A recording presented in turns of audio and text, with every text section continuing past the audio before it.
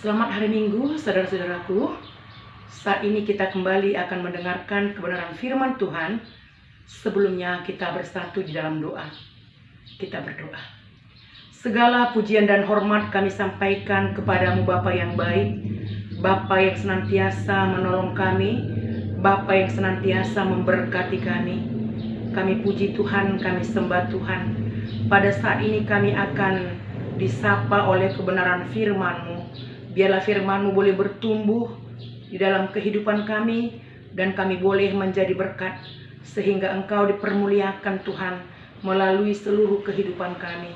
Terima kasih Bapa, berfirmanlah, kami siap untuk mendengar. Amin. Saudaraku yang terkasih, kita akan mendengarkan firman Tuhan yang tertulis dari Injil Markus pasal 6, yang dimulai ayat 1 sampai dengan ayat 13. Demikian saya bacakan di dalam nama Yesus Kristus. Yesus ditolak di Nazaret. Kemudian Yesus berangkat dari situ dan tiba di tempat asalnya, sedang murid-muridnya mengikuti dia. Pada hari Sabat, ia mulai mengajar di rumah ibadat, dan jemaat yang besar takjub ketika mendengar dia.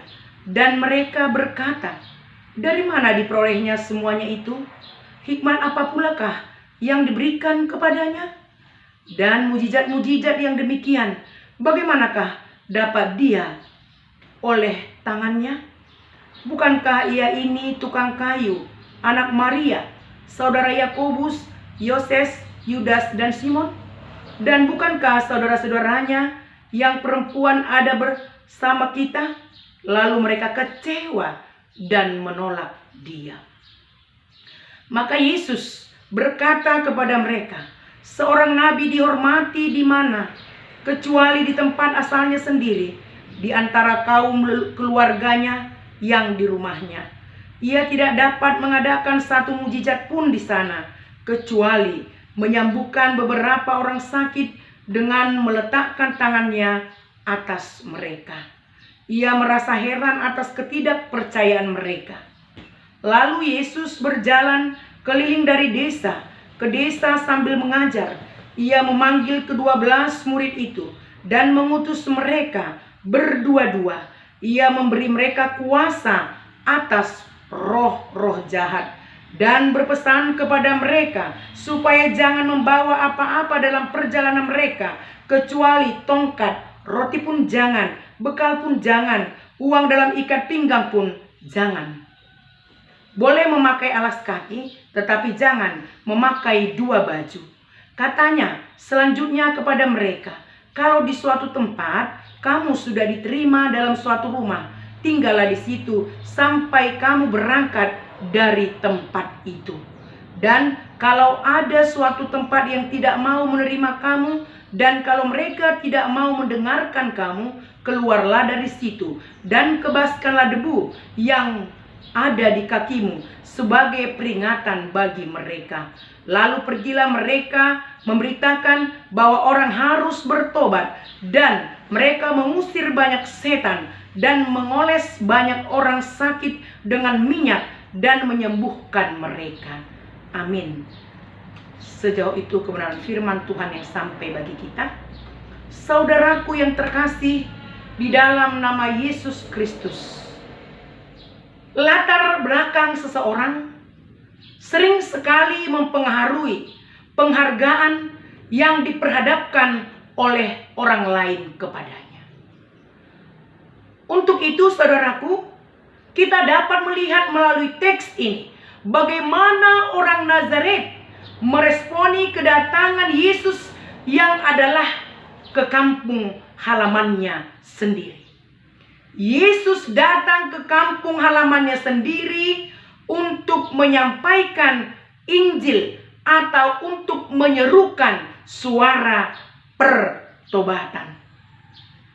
Melalui firman Tuhan hari ini, ada 2 poin yang menjadi pembahasan kita. Yang pertama, ayat 1 sampai 6 berbicara tentang Yesus yang ditolak oleh orang Nazaret. Nazaret adalah kampung halaman Yesus sendiri. Sedangkan ayat 6b sampai dengan ayat 13 berbicara bagaimana Yesus mengutus ke-12 rasul untuk menyampaikan Injil pertobatan. Firman ini mengisahkan bagaimana Yesus ditolak di kota kelahirannya. Saudaraku yang terkasih, bagaimana perasaan kita ketika kita ditolak di suatu tempat, bahkan di kampung asal kita sendiri, kita ditolak. Kita ditolak, bagaimana kecewanya hati kita. Mereka tidak percaya dengan apa yang kita beritakan. Bahkan mereka bukan hanya menolak Yesus, tapi mengusir Yesus dan tidak percaya akan firman, akan berita, akan perbuatan-perbuatan yang telah dilakukan oleh Yesus, bahwa Dia adalah Mesias, Anak Allah. Betapa kecewanya kita, ditolak, diusir. Betapa pedihnya hati kita ketika itu ada pada diri kita, ketika itu berada dalam posisi diri kita sendiri. Ayat 1-3, Yesus berangkat ke tempat asalnya, kota kecil, kota Nazaret. Pada hari Sabat Yesus masuk ke rumah ibadat untuk mengajar banyak orang. Banyak terheran-heran orang mendengar pengajarannya. Orang Nazaret iri dan tidak menyukai Yesus karena identitas Yesus yang berasal dari anak tukang kayu yang miskin dan berasal dari keluarga yang tidak terkenal dan bukan keluarga yang kaya atau konglomerat. Orang Nazaret merasa iri dan merasa tidak yakin dengan apa yang disampaikan oleh Yesus, dengan apa yang dilakukan oleh Yesus. Saudaraku yang terkasih, latar belakang keadaan terkadang mempengaruhi kepercayaan orang lain dengan apa yang kita sampaikan. Ketika kita berasal dari keluarga yang biasa-biasa saja, bahkan mungkin keluarga yang miskin, saudara kita pun mungkin tidak mengakui kita saudaranya. Karena memang itulah dunia. Dunia malu dengan keadaan yang mungkin kalau saudaranya itu miskin, saudaranya itu kurang terpandang, saudaranya tidak berpendidikan tinggi. Banyak orang yang malu mengakui kalau mungkin itu saudaranya. Tapi orang-orang dunia lebih senang, lebih suka mengakui, wah, kalau dia pejabat, oh itu tulangku, itu adikku, itu abangku, itu teman sekampungku. Tapi mungkin ketika kita melihat ada pengemis, ada orang yang terlunta-lunta, itu kita kenal, bahkan mungkin saudara kita, tapi terkadang kita tidak mengatakan itu saudaraku, itu teman sekampungku, itu sahabat dekatku. Mungkin orang akan mengatakan demikian. Saudaraku yang terkasih di dalam nama Yesus Kristus, ayat 4 ayat 6a berkata, ketika mereka mendengar bahwa Yesus banyak melakukan mukjizat, dari pertanyaan ini jelas orang-orang Nazaret tidak menerimanya, tidak mengakuinya. Dia adalah Mesias, dia adalah anak Allah. Orang yang seperti itu Mesias, orang yang sederhana menjadi Mesias bagi mereka, sehingga Yesus dengan jelas menyadari penolakan orang-orang Nazaret. Yesus menyadari mereka tidak senang dan tidak percaya dan tidak yakin Yesus itu adalah Mesias. Lalu Yesus katakan, seorang nabi dihormati di mana-mana kecuali di tempat asalnya sendiri. Yang artinya pengenalan mereka akan asal-usul Yesus telah menjadi halangan bagi mereka. Telah menjadi halangan bagi mereka untuk percaya bahwa Yesus itu adalah Mesias. Nah, iman mereka terhalang dengan keadaan latar belakang Yesus yang berasal dari keluarga yang miskin, keluarga tukang kayu. Tidak mungkin dia itu Mesias. Nah, inilah dunia, saudaraku yang terkasih. Dan karena ketidakpercayaan mereka tidak dapat melihat mukjizat apapun kecuali penyembuhan orang sakit. Ada beberapa orang sakit disembuhkan oleh Yesus. Dari sini jelas kita ketahui, tanpa kepercayaan pada Yesus dengan total, tidak akan terjadi mukjizat dalam hidup kita. Jadi saudaraku yang terkasih, ketika saya dan saudaraku mau merasakan mukjizat itu terjadi dalam hidup kita, percayalah kepada Yesus. Percayalah kepada berita Injil yang disampaikan oleh Yesus. Setelah penolakan terjadi, ayat 6b sampai ayat 13, Yesus mengutus 12 rasul untuk mewartakan kerajaan Allah. Ke-12 murid Yesus telah mengalami kebersamaan dengan Yesus walaupun mereka masih ada rasa takut. Yesus tidak berdiam, tapi Yesus melanjutkan untuk mengutus para rasul untuk menyampaikan berita pertobatan, untuk menyampaikan Injil kerajaan Allah. Nah, memang saat itu murid-murid juga ada merasa takut, merasa mampukah saya? Perasaan itu ada pada diri mereka. Tetapi Yesus menguatkan mereka. Yesus mengutus mereka. Yesus memanggil ke-12 murid Yesus diutus secara berdua-dua dengan memberi kuasa atas roh-roh jahat. Jadi Yesus tidak hanya mengutus, tidak membiarkan murid-murid begitu saja, tetapi Yesus memberikan kuasa kepada murid-murid, memberikan kuasa untuk mengalahkan roh-roh jahat. Nah, jadi saudaraku yang terkasih, roh-roh jahat itu selalu ada di samping kiri kanan kita. Di tengah-tengah dunia ini, roh jahat itu ada. Kita pelayan-pelayan Tuhan, laskar-laskar Kristus, harus boleh mengusir roh-roh jahat itu dari dalam diri setiap orang-orang yang kita layani.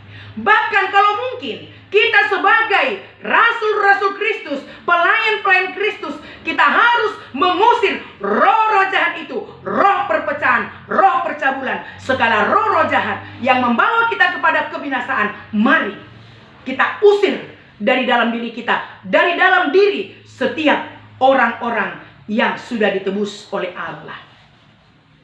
Saudaraku yang terkasih, Yesus mengutus para murid untuk menyampaikan, untuk mewartakan kerajaan Allah. Menyampaikan kerajaan Allah. Jadi yang disampaikan oleh rasul-rasul itu adalah kerajaan Allah. Kerajaan Allah yang mendirikan kedamaian, yang menyatakan kasih, yang menyatakan sukacita, yang menyatakan pembebasan, yang membuang ketakutan, yang membuang roh-roh jahat. Jadi yang disampaikan oleh rasul-rasul, yang disampaikan oleh pelayan Tuhan adalah kerajaan Allah. Kerajaan Allah, di sana ada damai, di sana ada sukacita.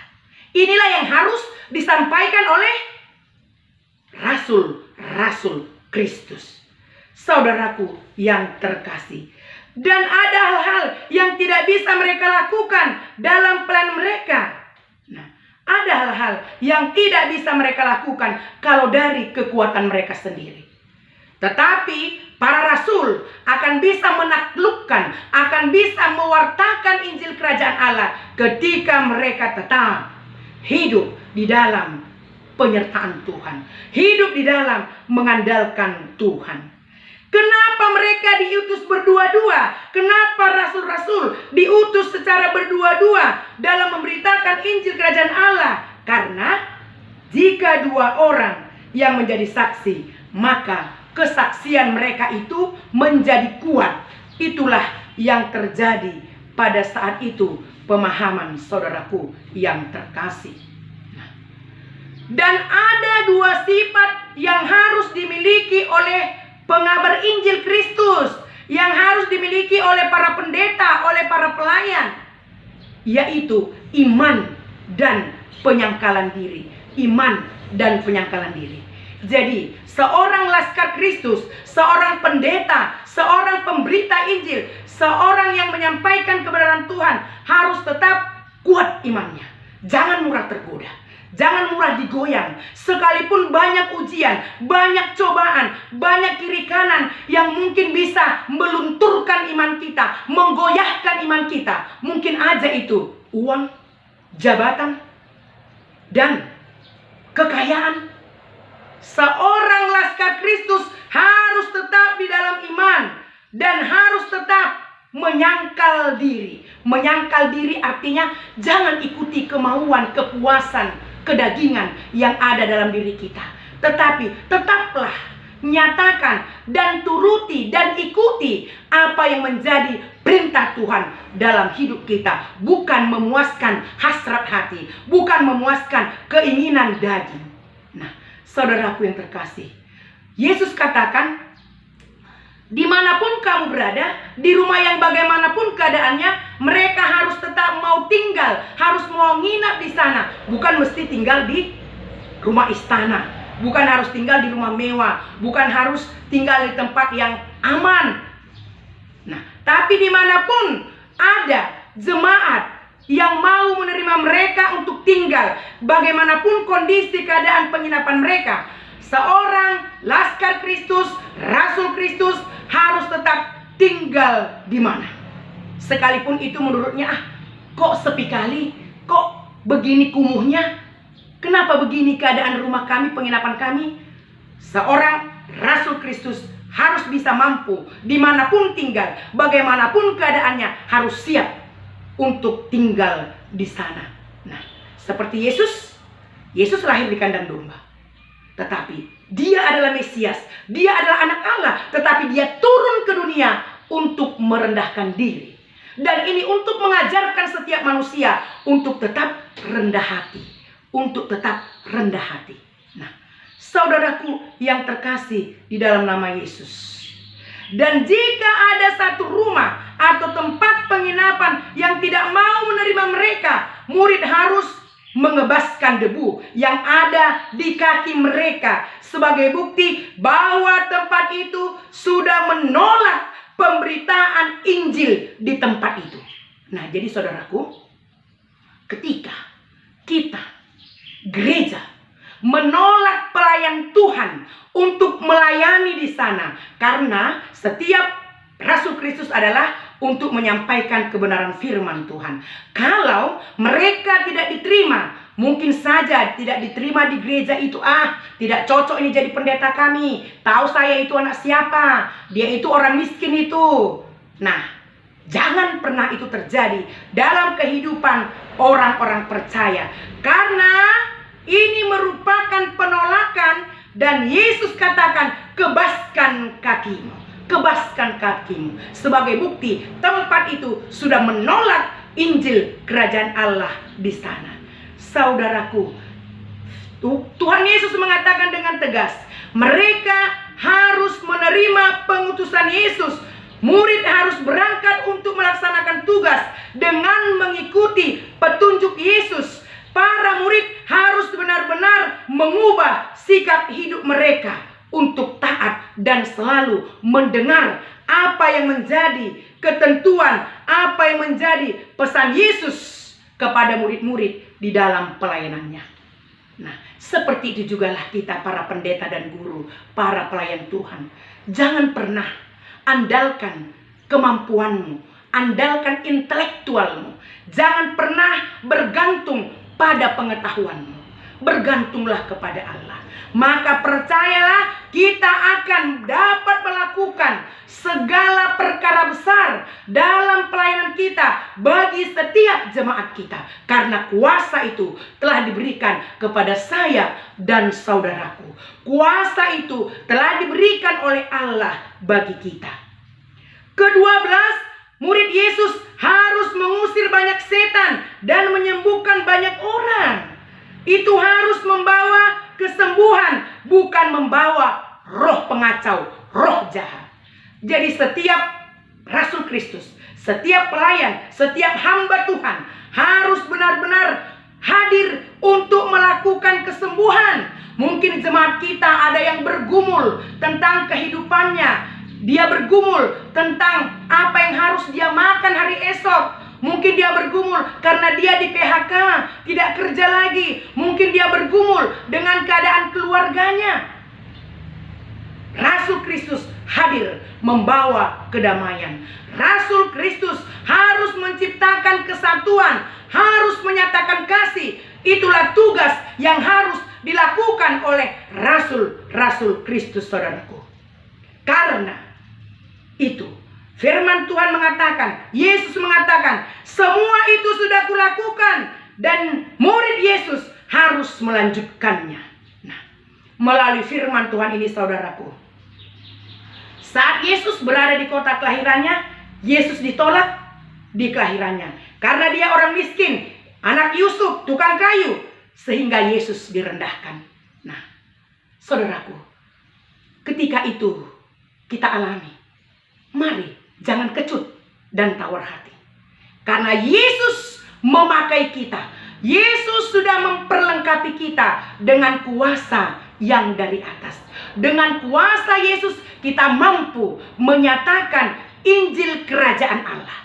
Dan jangan sampai orang-orang Kristen menolak akan berita Injil yang disampaikan oleh para hamba Tuhan. Ketika kita menolaknya, berarti kita sudah menolak Yesus. Jangan lihat keadaan para pelayan Tuhan. Kalau mungkin dia itu pendeta, itu orang miskin mamanya itu. Oh, sekampung saya itu tidak ada apa-apanya itu. Janganlah banyak bicara dia. Dari mana dia bisa menyampaikan begitu? Taunya saya keluarganya, tahu kita keluarganya kayak mana. Molo bahasa Batak na hidup mai patial-tial koni inna. Jangan sampai demikian orang-orang Kristen. Terimalah berita Injil. Siapapun penyampai firman itu, terimalah. Karena apa yang diberitakan adalah berita keselamatan, berita kehidupan. Nah, saudaraku yang terkasih, Yesus menyadari tidak semua orang menerima pemberitaan Injil. Tapi wajib dan harus kita sampaikan Injil itu kepada seluruh orang, ke seluruh dunia ini. Beritakanlah Injil. Dan ingat, apa yang menjadi pesan Yesus dalam kita melayaninya, dalam kita menyampaikan Injil Kristus. Jangan takut, sekalipun mungkin saya dan saudaraku adalah orang-orang yang berlatar belakang dari keluarga yang miskin, keluarga yang kurang terpandang. Yang kita beritakan bukan diri kita. Yang kita beritakan adalah Injil Kerajaan Allah.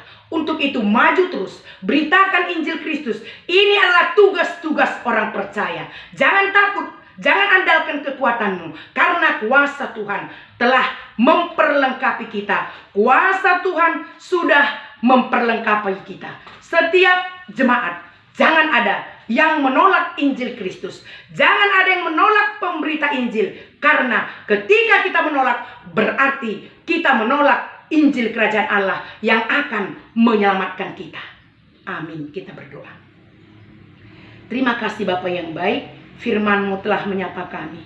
Jadikan kami Tuhan menjadi orang-orang yang tetap menerima Injil Kristus dalam hidup kami. Siapapun yang menyampaikan firman kebenaran yang berasal dari Engkau Tuhan, mari kami sebagai orang-orang percaya menerima berita keselamatan itu dalam diri kami. Dan kami Tuhan sebagai orang-orang percaya yang akan meneruskan Injil Kristus itu dalam pemberitaan kami. Kuasa-Mu yang dari surga melalui Roh Kudus-Mu yang memperlengkapi kami Tuhan untuk menyampaikan Injil keselamatan itu, Injil Kerajaan Allah itu. Terima kasih Bapa. Dalam nama Yesus kami berdoa dan bersyukur. Amin.